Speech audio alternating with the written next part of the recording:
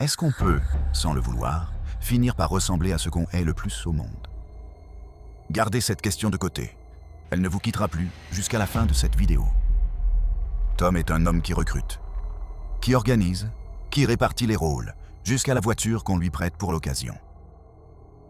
Il n'est pas poursuivi seulement pour meurtre. Il est poursuivi pour assassinat et instigation à l'assassinat. Ce deuxième mot compte énormément. Ça veut dire qu'aux yeux de la justice, organiser suffit. Recruter suffit. Peu importe qui, précisément, porte chaque coup cette nuit-là. 4 hommes sont impliqués. Tom, Nathan, Michael et Enzo, dont le rôle se limite à prêter sa voiture. Les 3 autres sont là pour tuer. Tom demande de l'aide pour maîtriser Leslie, en la frappant à la tête pour l'assommer. Kevin, lui, est achevé par Tom en personne. Je précise, une fois pour toutes, ces versions viennent des accusés eux-mêmes, et elles se contredisent car déjà entre elles. Mais toutes ces versions, même contradictoires, pointent dans la même direction. Ce n'est pas un homme qui craque un soir, débordé par la colère. Tom voulait les choper, ou les tuer. Un mélange de trahison, d'humiliation et de haine, retourné contre 2 personnes qui, ce soir-là, pensaient simplement dormir chez un ami. Les 2 corps sont ensuite dissimulés, enterrés séparément, à plusieurs kilomètres l'un de l'autre. Un ami vous accompagne à votre dernière demeure. Tom, lui, vous y a conduit. Et surtout, à ses propres complices. Tom ne parle jamais de Leslie, ni de jalousie. Il leur parle d'une dette de drogue, de vie. 2 personnes de 20 et 21 ans, avec une famille, un avenir devant elles. Éteintes, pour une dette de quelques dizaines de milliers d'euros. Une somme que la plupart des gens remboursent en travaillant quelques années. Une vie humaine, réduite à une ligne de dette sur un bout de papier.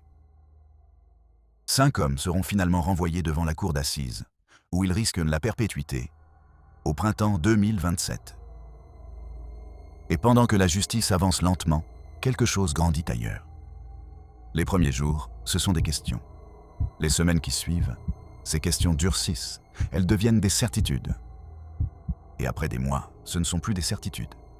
C'est une évidence, une seule. Il n'attendra plus. Guy Trompa propose 100 000 € à des détenus pour qu'ils s'en prennent, en prison, aux 5 hommes soupçonnés d'avoir tué son fils. Il sera placé en garde à vue, puis condamné à 18 mois de prison, dont 6 avec sursis.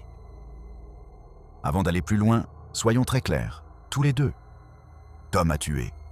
Il a orchestré la mort de 2 personnes, froidement, pour de l'argent. Rien, absolument rien, ne le rapproche d'un père détruit par le deuil. Ce que je vais dire ne les met pas dans la même catégorie, ni la même gravité, ni la même intention, ni le même jugement moral. C'est même l'inverse. L'un est un meurtrier, l'autre une victime. Mais il y a un seul point, minuscule, presque anecdotique, sur lequel je m'arrête. Tom a proposé de l'argent à des gens pour faire du mal à d'autres. Le père de Kevin, dans sa détresse, a lui aussi proposé de l'argent à des inconnus pour qu'ils s'en prennent à quelqu'un. Ce n'est pas la même histoire. Ce n'est pas le même homme. Ce n'est pas le même crime. Mais c'est la même mécanique, glaçante, qui traverse les 2. L'argent échangé contre de la violence, entre des gens qui ne se connaissent pas. Rappelez-vous la question du début. Est-ce que la douleur peut pousser quelqu'un à utiliser les mêmes armes que son propre bourreau? Dites-moi en commentaire ce que vous en pensez. Si cette histoire vous marque, likez la vidéo. Abonnez-vous. La dernière partie referme cette affaire et elle est loin d'être terminée.